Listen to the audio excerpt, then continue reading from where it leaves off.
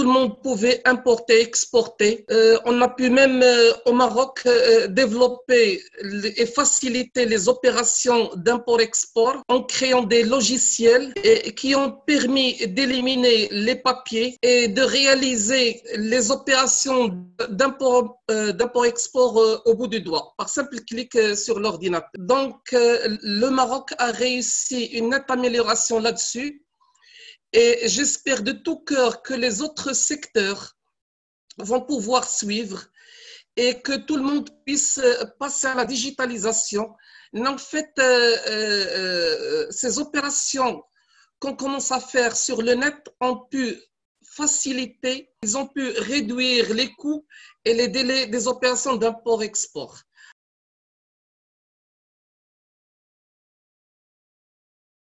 Alors, durant la période de confinement, on va voir les exportations, les imports, les opérations d'import-export, les opérations portuaires se sont améliorées. Mais pas tous les secteurs. Il y a des secteurs qui se sont améliorés. D'autres on a constaté le recul des opérations d'import-export. Prenons l'exemple du blé. Alors, vous savez qu'au Maroc, on a passé par une période de sécheresse. Pour remédier aux problèmes de production locale, on était obligé d'importer. Et l'État a dû recourir aux subventions, aux facilités de réduction des droits et des impôts pour que les gens puissent importer. Donc, et vu le confinement, il y avait un besoin qui est grandissant vis-à-vis des céréales. Et donc, on a vu qu'il y a beaucoup de bateaux dans les ports marocains, surtout le port de Casablanca. Et donc, il y avait des mouvements d'entrée et de sortie de marchandises. Pour ce qui est des autres secteurs, on va prendre l'exportation, par exemple, des tomates. Ça s'est amélioré. Surtout, on a constaté que dans l'Union européenne, il y avait un arrêt presque total de la production, et donc automatiquement épuisement des stocks en Union européenne, ils ont dû recourir à la production des tomates, de beaucoup de fruits et légumes marocains. Par contre, d'autres secteurs ont un peu souffert. Dans tous les cas, il faut se dire que durant la période de confinement, presque un tiers du commerce international a été réduit. Des chaînes de production ont été arrêtées, c'est normal, des contrats qui ont été rompus, et donc automatiquement le commerce mondial a dû être réduit et ça se répercute sur le PIB, donc ça affecte le PIB des nations, donc automatiquement les recettes fiscales se sont réduites et donc les gens vont connaître une pénurie. Et soyez sûrs et certains que si au Maroc, on a opté autrement pour remédier ce problème, le problème économique va s'aggraver après cette période de confinement. Soyez sûrs de ça. On va passer par une période de crise et j'espère, s'il y a une volonté collective de se développer et de réaliser une bonne exportation, on va voir que le Maroc pourra, si Dieu le veut, dépasser cette crise.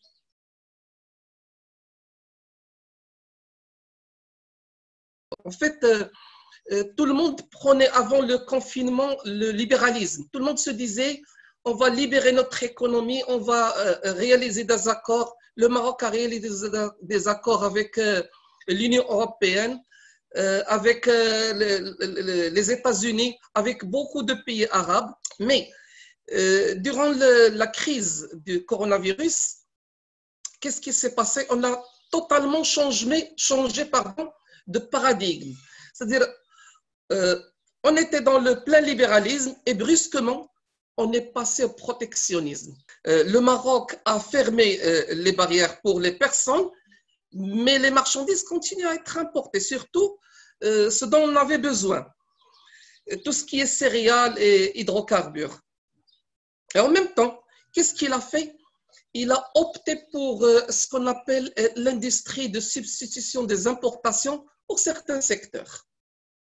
Donc, concernant par exemple les masques, On a constaté que durant cette période de confinement, qu'on a arrêté les importations de masques et on a décidé de produire localement les masques.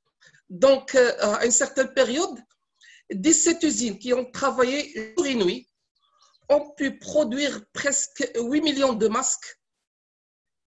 Donc, ce qui a permis au prix unitaire de masques d'atteindre 0,80 centimes. J'ai pu personnellement acquérir des masques à 0,80 centimes, c'est pas cher. La même chose s'est passée avec les appareils de respiration.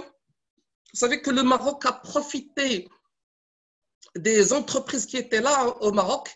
Ils ont amené avec eux leur savoir-faire et nos ingénieurs ont appris ce savoir-faire, ont amélioré leur savoir-faire et l'État a décidé que certaines entreprises